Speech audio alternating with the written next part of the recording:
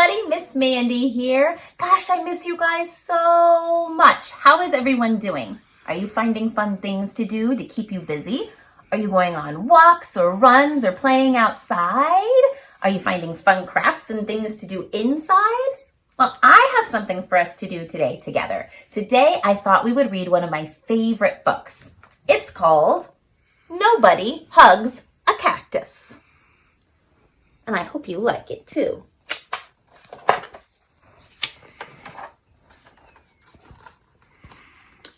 Hank lived in a pot.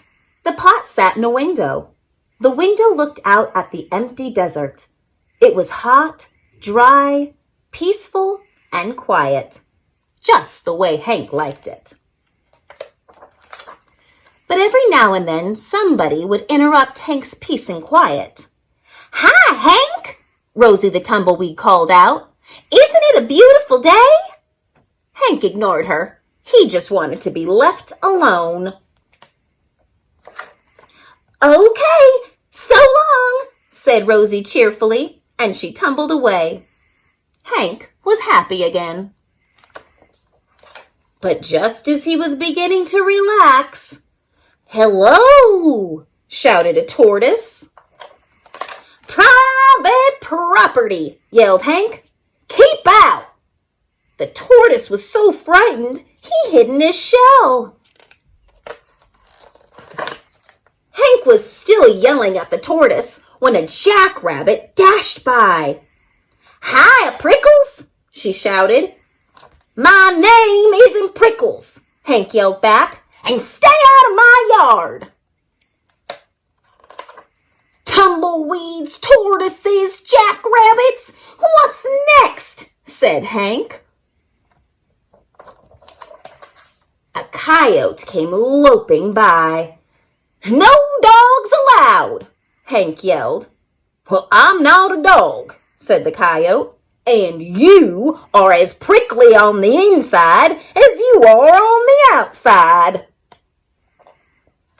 Before Hank could yell back at the coyote, a cowboy strode past. "Keep off the grass!" shouted Hank. "What grass?" said the cowboy. "Seems to me somebody needs a hug. Too bad nobody hugs a cactus." "Hi," said a lizard. "Who invited you?" said Hank. "And just in case you're wondering, I don't want a hug." "Well, that's good," said the lizard, "because I don't want to give you one." Then he skittered away. An owl landed on the roof.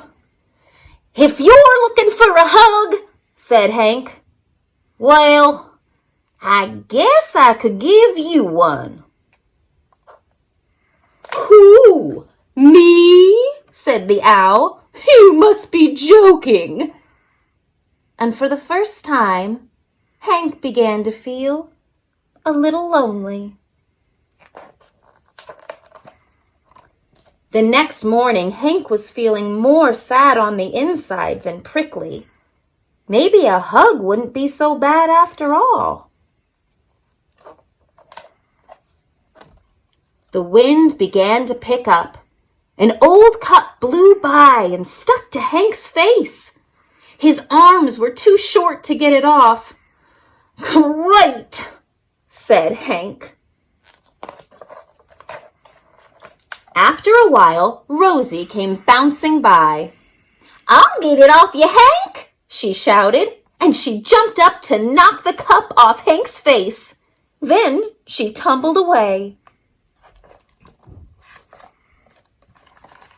Hank didn't have time to thank Rosie.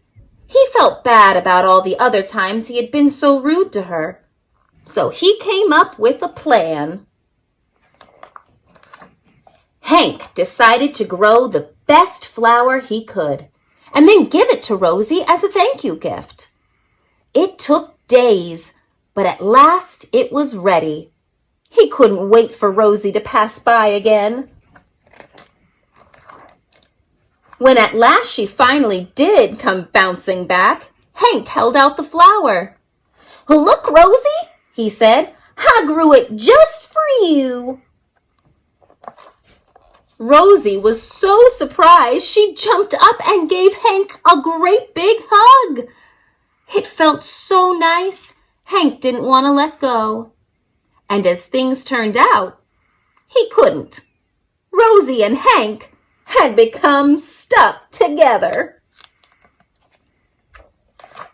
But they didn't care. After all, it's better to be stuck in a hug than stuck all alone.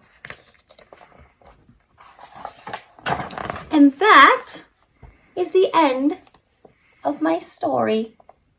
There's Hank and Rosie just giving each other a great big hug. And now, maybe you can go find someone you want to give a great big old hug to as well. I'm going to give you a great big squeeze right now. And I'll see you next time. Bye-bye.